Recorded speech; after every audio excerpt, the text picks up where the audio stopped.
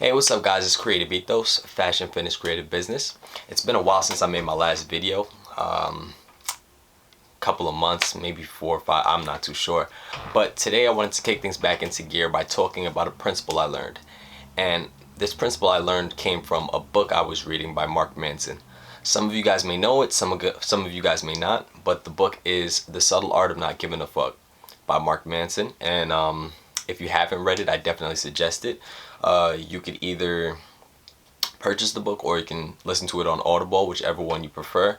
I'll probably have the links in the description through Amazon or something like that. So essentially what this principle is called is the do something principle.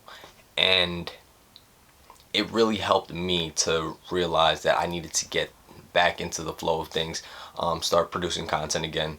And I think that it could really help somebody, whether it be, someone who's a college student, someone who's interested in business, any one of these things. I feel like it could be really beneficial to these kind of people. So in this video, I just wanted to bring up some of those ideas and explain it in a way that it can help one of you guys. So I do hope that this video helps one of you guys in some way, shape, or form, and gives you a tool that you can use to get to your goals. If you like the video, please drop a like. And if it helps you in any way, shape, or form, please subscribe for more content that's coming soon. I'm on a trip, I'm on a ride, jumped inside, I had to fly, let it go, I lost control, I got too cold, I lost my soul, I grew my wings, it ain't no pain, I want the change, I want the rain, I like to say, a place to be, a place to play, a place to see. Okay, so before we get started, there's 5 different categories that I want to talk about. And the first one is going to be, what is the do something principle? The second one is going to be small actions, small tasks create the momentum to complete the bigger ones. The third one is going to be, planning isn't enough. The fourth one is going to be, things don't go as planned. And the fifth one is going to be, make action your standard or your metric for success. So the first thing that I wanted to talk about is, what is the do something principle? So in my opinion, the do something principle is acting without certainty. Doing anything to get the ball rolling in the direction of your goals. It doesn't matter how small that action is or how big that action is. The simple act of doing something will clear the mental blockages that you have when it comes to how you're going to get from point A to point B, because we all get caught up in those phases where we just get really confused, overwhelmed. Say we have a big task at hand, let's say at school you was given a paper to do and the deadline is really short, so you just get really overwhelmed and you start thinking of all these things that you have to do as opposed to taking action, and then that leads to procrastination. So that's never a good thing. And the thing is that we always want to have things planned out to a T before we take any action whatsoever. And it's not entirely our fault, because for years we've been fed this idea that we can't be adults in the real world until we've graduated from college. So we have to spend all these years of preparation before we can actually take part in the real world. And that's something that carries out in every one of our ventures, whether it's a business venture or whether it's taking action towards your career. We still have this idea in our mind that we need to prepare and prepare and prepare before we do anything. And that's really detrimental, because it leads to a lot of wasted time. So something that it says in the book is that if you're stuck on a problem, don't just sit there and think about it. Just start working on it. Even if you don't know what you're doing, the simple act of working on it will eventually cause the right ideas to show up in your head. Don't just sit there. Do something. The answers will follow. So the way this process works is almost like an essay. So think about it. If your teacher assigns you a 10-page essay or a 50-page essay, when you first get that and you get the deadline, you're going to start thinking to yourself, how am I going to get from point A to point B? How is this all going to happen? I don't know what the topic is that I'm going to write about. I have no clue of how to start making progress. And it just seems like an insane task at first. But if you just start doing something, if you just decide, okay, today I'm going to write the header for the page, for the essay, and I'm also going to write maybe 2 paragraphs. After you start doing that, it's going to make things seem a lot easier, because you've already started to make progress. You've written 2 paragraphs, and that already takes up about half a page. And you already have ideas flowing now of what you want to write next. So the simple act of doing something will clear those mental blockages that you have when it comes to thinking about a goal. The best thing to do is not to try to think your way out of the situation. It's to work your way out of the situation. Another thing that Mark Manson talks about in this book is that we often wait for motivation or inspiration in order to take a desirable action. Okay, so let me know if this scenario sounds familiar. So you're on Instagram or you're on YouTube. Let's say you're wasting time. You've been wasting time all day and you've been on social media, right? And as you're scrolling through Instagram, you'll eventually come across a motivational video. Let's say it's by Gary Vaynerchuk. And the things that he says in this video really motivate you and impact you in a certain way. And it makes you, break the pattern that you've been in all day. Just scrolling through all of these posts online. And it makes you decide, okay, maybe I should get up and take action in my life. Maybe I should get started on that paper that I've been thinking about, or get started on that book I've been thinking about. Something like that. It inspires you or motivates you to take a desirable action. Now, this is called the inspiration, motivation, action loop. And the thing is, we most of the time we wait for the inspiration or the motivation in order to take action. But what Mark Manson says is that we can start anywhere on that loop. So we can start with action and let our action be the thing that motivates us to do desirable things in the future, if that makes sense. So let's say, for example, let's say a diet, for example. You want to start a diet, so you give it a 1-week test run. After giving it that 1-week test run, you'll see how easy it was to do it for that 1 week, and you can use it to inspire you to do it for another week, or to motivate you to do it for another month, because you've already accomplished something so far. Like if you went to the gym 2 times this week, how hard is it to go another 3 days? You can just use the motivation. You can just harness the reaction from the actions that you've taken and use it to help you make desirable actions in the future. This is called being self-motivated. Self-motivated people do not wait for external forces to help them make a desirable action. They use what they've done in the past as a source of energy in order to make a desirable action in the future.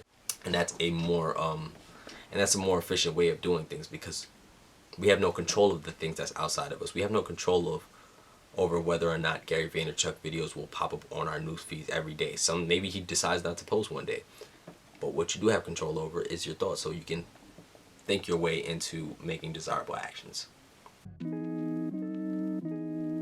Okay, so the second thing that I want to talk about is that small actions create the momentum to complete bigger tasks, or small tasks create the momentum to complete bigger tasks. And the way that this works is exactly how it sounds. By doing something small, you actually prove something to yourself, and what you prove to yourself is that you can do it. If you complete enough small tasks, then the bigger ones won't seem as overwhelming to you. Whereas if you just jump straight in and you decide, okay, I'm gonna try to tackle the biggest task first, you're gonna get overwhelmed, and then you're gonna put it aside, give up, and eventually start procrastinating. So the best way to do things is to start small and then work your way up. And another way I can think of this is the same essay scenario that I brought up earlier, but let's say instead it was an essay for one of your classes. Like let's say it was a test or something, and they tell you that just for writing your name and restating the question, you get 5 points. So one of the things that we often think is that small things don't make that big of an impact. But in this scenario, you can see how just doing something as small as restating the question and writing your name on top of the paper, that gives you 5 points. And obviously you're not going to stop there. You're going to keep going. You're going to use that as motivation to keep you going throughout the paper. So the main thing about taking small actions first is that the reason that it proves something to you is that you're making progress. So even though it's a slow or a little bit of progress, that progress is still something. It's still something in comparison to the journey, because let's say your journey's from here to here and you've taken care of a few small tasks and it brings you up this much. That's still this much closer to your goal than you was when you first started, and that's obviously going to motivate you to want to take more desirable actions in the future, and it's gonna create a snowball effect that allows you to get to your goals a lot faster. So if you ever catch yourself confused as to how you should get started towards your goal or towards a certain task, Remember that you can start small and work your way up.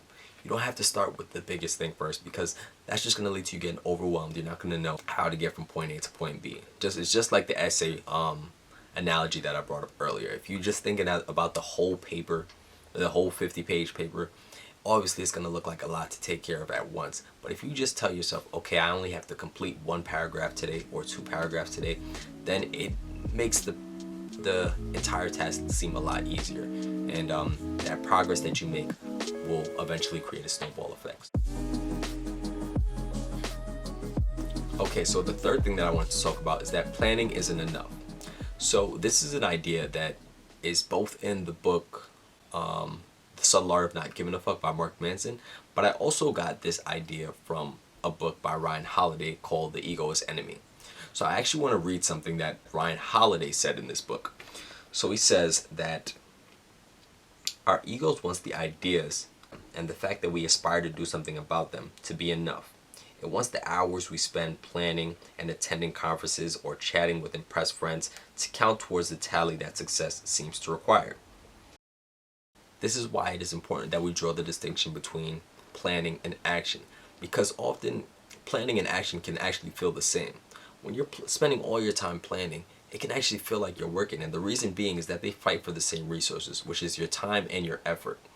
But a quick way to distinct the two is that when you're planning, all you're really getting is a guideline, and when you take action, you're making progress. You're making progress and you're getting results. Certain kind of wisdom only comes from experience and from action. Something that Ryan Holiday said in The Ego is Enemy is that we have to love practice the way young athletes do, spending a portion of each day on the field or on the court practicing, even the days when weather kept everyone else inside. We have to remember that whenever we aren't practicing, someone else out there is, and in the long run, they'll win. Not because they're born better than you, but because they put in the hours. So the fourth thing that I want to talk about is that things do not always go as planned. So this isn't to say that planning is unnecessary or irrelevant, but this is to say that planning shouldn't be your top priority, whereas your actions should be your top priority. Doing certain tasks to get closer to your goal. And the reason that I say this is because we don't know what lies ahead. We don't know what obstacles lies ahead, what detours lie ahead, and even if we create the greatest plan ever, there can be something that comes along the way that causes us to have to scrap the entire thing. And this actually reminds me of a quote that I heard in The Flash. So the quote that I heard in the show The Flash was actually from Leonard Snart. And I'm actually going to play a clip right now so that you guys know what I'm talking about. There are only 4 rules you need to remember. Make the plan, execute the plan, expect the plan to go off the rails, throw away the plan. So this is implying that no matter how great your plan is, things are going to need to be changed along the way. And in some cases you might even have to throw it out, because we have no control over what obstacles lie in our path. This is why the best way to do things is to take action and see where those actions take you. It might take you in an entirely different direction than you imagined, and you have to adjust along the way based on where those actions take you. So we create these great plans as though we have all the resources, all the things that we need in order to bring that in our dreams into life right now. And the truth is that we don't. In this present moment, we don't have everything we need. Sure, some resources can be purchased with money. Like, let's say you want to be a YouTuber, you can purchase a camera and all the equipment that you need. But if you have a much bigger goal, let's talk about your 5-year plan or something like that.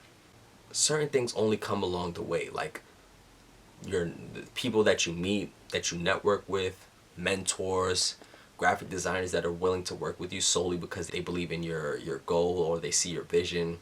Business investors that are willing to invest in you because they see the groundwork that you've already done. These things come along the way. They don't come just because you have an idea in your head. They come because you've done work and people have gravitated towards that work that you've done. So this is why it's best to take action. Okay, so the fifth and the last category that I wanted to talk about is make action your metric for success or your standard for success. And essentially what that means is, well, first let's talk about something that Mark Manson said in his book. So he said, doing something, even the most menial of tasks, quickly makes the larger tasks seem much easier. So when you use this metric, it's gonna make everything seem a lot easier because you're taking action and you're making progress.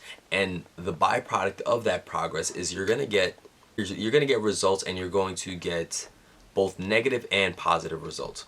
Based on what you get, you can use that as wisdom, or you can use that as knowledge to figure out what you need to do more of or what you need to do less of. So the negative results will obviously be what shows you what you need to do less of in the future, and the positive results will obviously show you what you need to do more of it in the future. That kind of wisdom, that kind of knowledge only comes from experience. It's not going to come from just sitting around planning or contemplating what you're going to do. So that's why it is important that we make, that we first and foremost, we just start doing something. And secondly, we make action our standard for success, or our metric for success. So yeah, that was the do something principle. I do hope that you guys enjoyed the video. If you did enjoy the video, then go ahead and drop a like down below if you haven't already. If you're interested in seeing more content like this, then go ahead and hit subscribe for more content coming soon. I do plan on posting more videos, posting videos on a more consistent basis, as I've been, dropping videos like once every couple of months. But now I do want to start taking this account a lot more serious. So yeah, I'd greatly appreciate it if you guys like and subscribe. What you call an icon living?